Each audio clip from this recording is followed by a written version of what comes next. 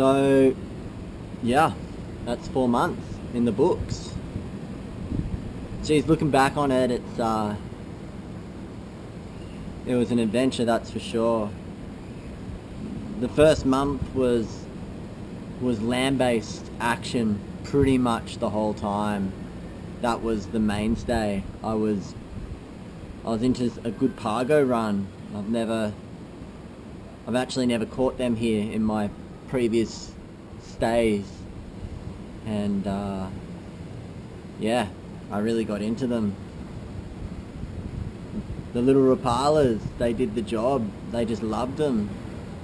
And the biggest one, the 22-inch pargo, I was absolutely wrapped in. Absolutely wrapped in.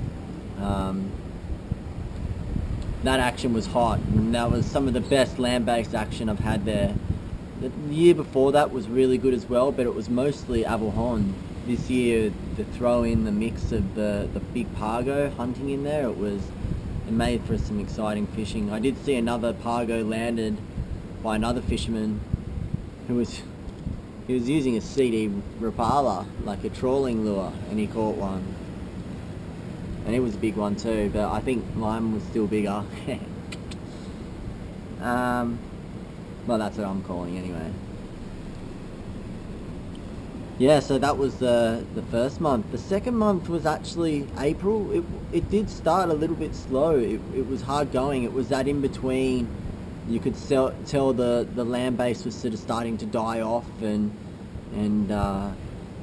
offshore may have been a bit better at times, but at that stage I wasn't doing solo kayak missions just at that stage.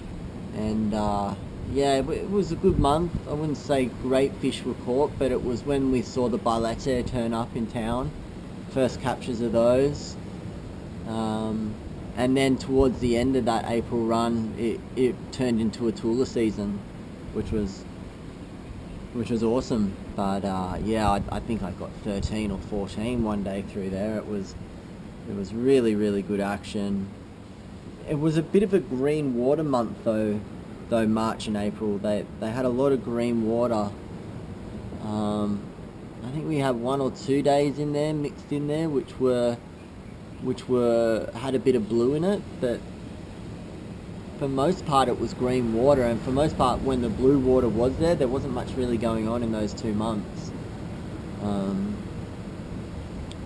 A lot of Sierra. I know I was bagging Sierra a lot, which was awesome, and the Tula were always in the mix, so I wasn't not getting fish.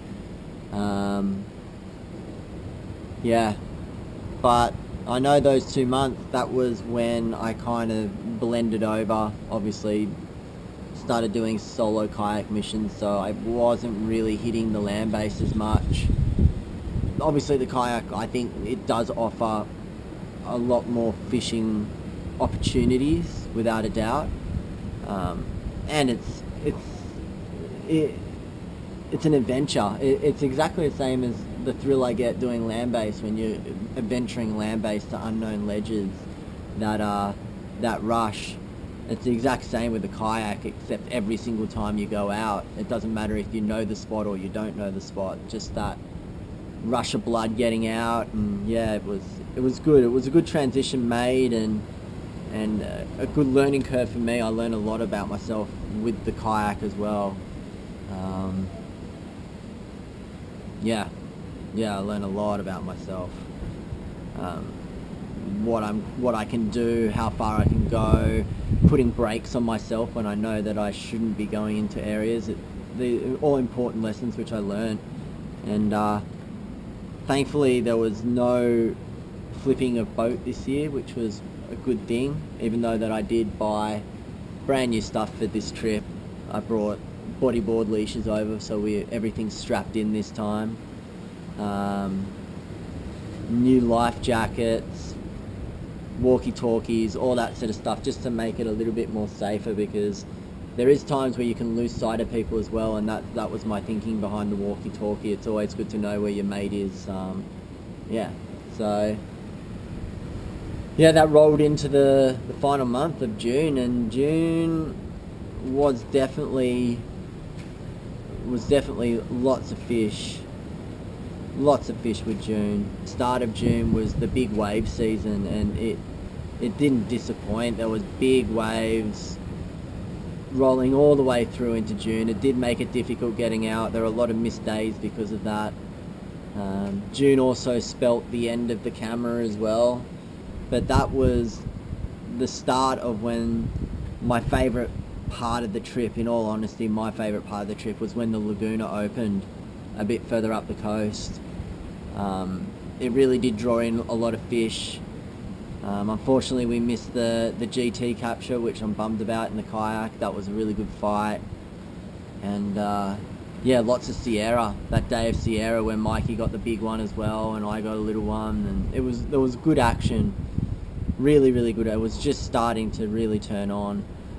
Thankfully, though, I got this camera going again, and it worked out okay. There was a bit of foggy patches and whatnot, but at least I got some great action, especially of probably the best fish of the trip, which was the Atun, the yellowfin.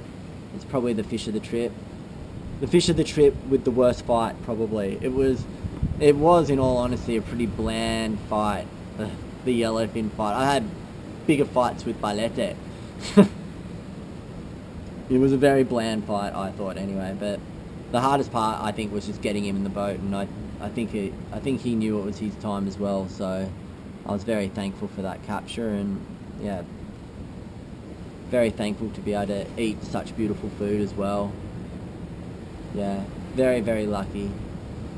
Fresh food like that, it was something which was part of the trip for me, is somewhat living off the land, knowing what you're eating and knowing where it came from and respecting it that way. Yeah, it was a very important part of the trip, and I always tried. It's very easy to turn off that and start getting takeaway food and here and there, but I ate everything I caught, and there's nothing left in the freezer. It's all eaten. So every day I ate well, which was good. And plus, it's mango season here for the whole time, so I was eating mangoes like they were going out of fashion. So yeah, fantastic trip. It's all over now, but I'm ready for the next one, ready to go home. I'll be back, I know it for sure, but taking 4 months off like this, it's not something which you get to do all the time, so I know it's going to be a long time before I get a shot at doing this again. So yeah, I think I'm done. I think that's me signing out. No more tail to be chased till I get home. Watch out, trout, I'm coming for ya.